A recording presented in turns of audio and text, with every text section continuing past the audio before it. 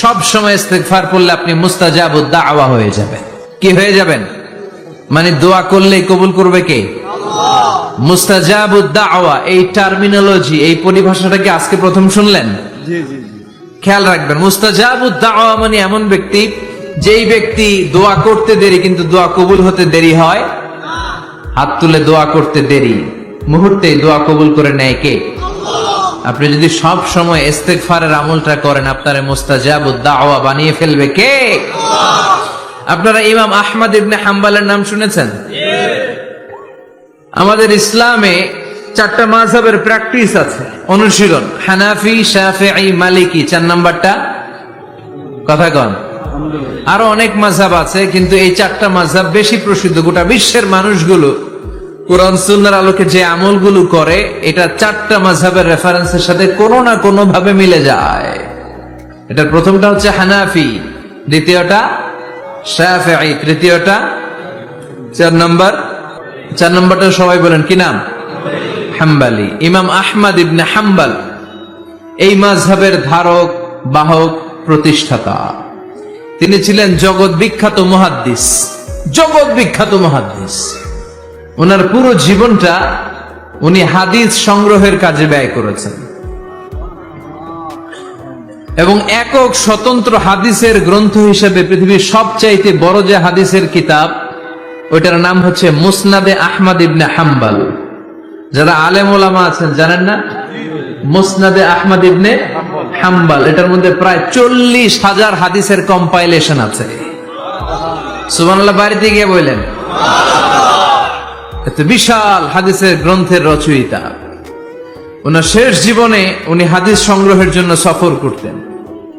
শীতের এক রাতে তিনি সফরে বেরিয়েছেন। এক মসজিদে মাগরিব আর এশার সালাত পড়ে তিনি ভাবলেন ফজরের সালাতে এই মসজিদে পড়ে সকালবেলা বেরোবো, যেহেতু বাইরে শীত, কই আর যাব। ব্যাগ থেকে কাঁথা বের করে হাদিস পড়তে শুরু করেছেন আর ভাবলেন হাদিস পড়তে পড়তে রাতটা কাটিয়ে দিব। কিন্তু মসজিদের দারোয়ান এসে বলে, মুরব্বী, মসজিদে তো থাকা যাবে না, আপনি বেরোন। আহমদ ইবনে হাম্বল অনুনয় বিনয় করলেন যে তোর কাছে হাত জোর করে ক্ষমা চাই বাবা, এই শীতের রাতে আমারে বের করে দিস না, আমি রাতটা মসজিদে কাটাতে চাই। আমি ফজরের নামাজেরও মুসল্লি এই মসজিদের, আমি ফজর পরে তারপরে যাব।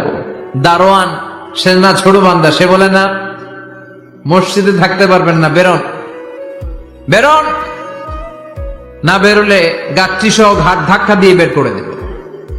চিনতে পারে নাই যেটা মুহাদ্দিসুদ দাহর, এ যুগের সর্বশ্রেষ্ঠ মুহাদ্দিস ইমাম আহমদ ইবনে হাম্বল। এখন উনি আর কি করবেন, কিছু করতে না পেরে ব্যাগ নিয়ে বের হয়ে গেলেন। প্রচন্ড শীতের রাতে, কনকনে শীতে তিনি কাঁপছেন। হাঁটতে হাঁটতে, চলতে চলতে হঠাৎ দেখলেন একটা বাজার। ওই বাজারে এক খাব্বাজ, রুটির দোকানদার, শাবুন খাব্বাজ, যুবক রুটি বানাচ্ছে। যে সালাম দিলেন, আসসালামু আলাইকুম। বাবা, শীতের রাতে বিপদে পড়েছে, যাওয়ার জায়গা নেই। তোমার যে চুলাতে তুমি রুটি বানাও, এই চুলার পাশে বসে যদি সারা রাত আমি কাটিয়ে দেই আর চুলা থেকে আগুন পোয়াই, তোমার কি কোনো ক্ষতি হবে? যুবক বলেন, না না, কোনো ক্ষতি হবে না। আহলান ওয়া সাহলান, ইয়া মারহাবান বিক, খোশ আমদেদ, এটা তো খোশ নসিব আমার। আপনি আগুন পোহালে আমার সমস্যা কি, আসেন। ইমাম আহমদ ইবনে হাম্বল যুবককে শুকরিয়া জানিয়ে, আল্লাহর শুকরিয়া করে চুলার পাশে বসে আবার হাদিস পড়তে লাগলেন। কিন্তু তিনি লক্ষ্য করলেন যে যুবকটা একটু পর পর আওয়াজ করে পড়ে আস্তাগফিরুল্লাহ। কি পড়ে? আটা দিয়ে রুটি বানায়, পড়ে আস্তাগফিরুল্লাহ। রুটির খামির বানায়, পড়ে আস্তাগফিরুল্লাহ। খামির গুলো দলা বেঁধে গোল গোল করে সাজিয়ে রাখে, আর কি পড়ে? বেলুন দিয়ে এগুলোর বলে চুলার ভিতরে ঢুকায় দেয়, আর কি পড়ে? কেউ রুটি কিনতে আসলে তার হাতে রুটি তুলে দেয়, আর কি পড়ে? টাকা দিলে টাকা নিয়ে ক্যাশ বক্সে রেখে দিয়ে কি পড়ে? শুধু পড়ছে আস্তাগফিরুল্লাহ, আস্তাগফিরুল্লাহ। ইমাম আহমদ ইবনে হাম্বল তো অবাক, ঘটনা কি? এই যুবকের হলোটা কি? শুধু আস্তাগফিরুল্লাহ। তিনি হাদিসের কিতাবটা বন্ধ করে যুবককে জিজ্ঞেস করলেন, বাবা, আসার পর থেকেই দেখছি তুমি শুধুই পড়ছো আস্তাগফিরুল্লাহ, আস্তাগফিরুল্লাহ, আস্তাগফিরুল্লাহ। ঘটনাটা কি? কেন এত তুমি ইস্তিগফার পড়ো? যুবক বলল, এটা আমার একটা চিরাচরিত আমল, সব সময় আমি এই আমলটা করি, আমি সব সময় ইস্তেগফারের সাথে আঠার মতো লেগে থাকি, আর সব সময় ইস্তেগফার করার কারণে আল্লাহ তাআলা আমাকে মুস্তাজাবুদ দাওয়া বানিয়ে দিয়েছে। মানে আমি দোয়া করলেই দোয়া কবুল হয়ে যায়। এই জীবনে আমি যত দোয়া হাত তুলে করেছি, মুহূর্তের মধ্যে আমার দোয়াগুলো কবুল করে নিয়েছে কে? আল্লাহ। শুনে তো ইমাম আহমদ ইবনে হাম্বল অবাক, বলে কি, আনতা মুস্তাজাবুদ দাওয়া, তুমি মুস্তাজাবুদ দাওয়া, তুমি দোয়া করলেই কবুল? না, আনা মুস্তাজাবুদ দাওয়া, হ্যাঁ আমি দোয়া করলেই কবুল হয়ে যায়। তুমি জীবনে যা দোয়া করেছো সব পেয়েছো? হ্যাঁ আমি জীবনে যা দোয়া করেছি আমি সব পেয়েছি, সব দোয়া কবুল হয়েছে আমার জীবনে, শুধু একটা দোয়া ছাড়া। ইমাম আহমদ ইবনে হাম্বলের কৌতূহল আরো বেড়ে গেল। সব দোয়া তোমার কবুল হয়েছে, একটা দোয়া কবুল হয় নাই, সেটা আবার কি? যুবক বলতে আরম্ভ করলো, আমার যে দোয়াটা কবুল হয় নাই সেটা হচ্ছে আমি আল্লাহর কাছে অনেকবার দোয়া করেছি, আল্লাহ শুনেছি এই জামানার সবচেয়ে বড় মুহাদ্দিস, তার নাম নাকি ইমাম আহমদ ইবনে হাম্বল।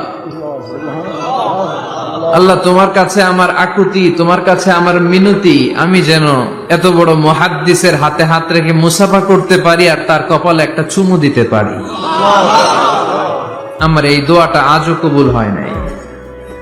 আজও আল্লাহ তাআলা এই দোয়াটা কেন যে কবুল করে না আমি জানি না। এই কথা শুনে ইমাম আহমদ ইবনে হাম্বল আবেগপ্রবণ হয়ে গেলেন, আর নিজেকে ধরে রাখতে পারলেন না, চোখের পানি ছেড়ে দিলেন আর বললেন, ইয়া শাব, হে যুবক, আহমদ ইবনে হাম্বলের সাথে দেখা করার জন্য তোমার আহমদ ইবনে হাম্বলের দরবারে যাওয়ার দরকার নাই, তোমার এই দোয়াটাও আল্লাহ কবুল করে নিয়েছে। আহমদ ইবনে হাম্বল দেখা দেওয়ার জন্য তোমার দরবারে ছুটে এসেছে। আনা আহমদ ইবনে হাম্বল মুহাদ্দিসুদ দাহর, আমি হচ্ছে আহমদ ইবনে হাম্বল। যুবক নিজেকে ধরে রাখতে পারে না, চোখের পানি ছেড়ে দিয়ে ওই যুগের সবচাইতে বড় মুহাদ্দিসকে জড়িয়ে ধরে হাতের মধ্যে হাত রেখে মুসাফা করে আহমদ ইবনে হাম্বলের কপালে চুমুকে দেয়, আর আহমদ ইবনে হাম্বলের কাছে দোয়া চেয়ে বলল, ও ইমাম, রব্বুল আলামিন আমার জীবনের কোন দোয়া আজকে আর বাকি রেখে দেন নাই, এই যে এই দোয়াটা বাকি ছিল এই দোয়াটাও আল্লাহ কবুল করে নিয়েছে, এই দোয়াটাও কবুল, মুস্তাজাবুদ দাওয়া। আপনি সব সময় যদি ইস্তেগফারের সাথে আঠার মতো লেগে থাকতে পারেন, আপনি দোয়া করা মাত্র দোয়া কবুল করে নেবে কে? আল্লাহ। এজন্য সব সময় অবসরে বসে আছেন, বাস স্টেশনে বসে আছেন, সিএনজিতে চড়ে এক জায়গা থেকে আরেক জায়গায় যাচ্ছেন, বিছানায় শুয়ে আছেন, পড়বেন আস্তাগফিরুল্লাহ। কি পড়বেন? প্রাণ খুলে মন থেকে আওয়াজ করে সবাই পড়েন আস্তাগফিরুল্লাহ, আবারও পড়েন আস্তাগফিরুল্লাহ, চিল্লায় পড়েন আস্তাগফিরুল্লাহ।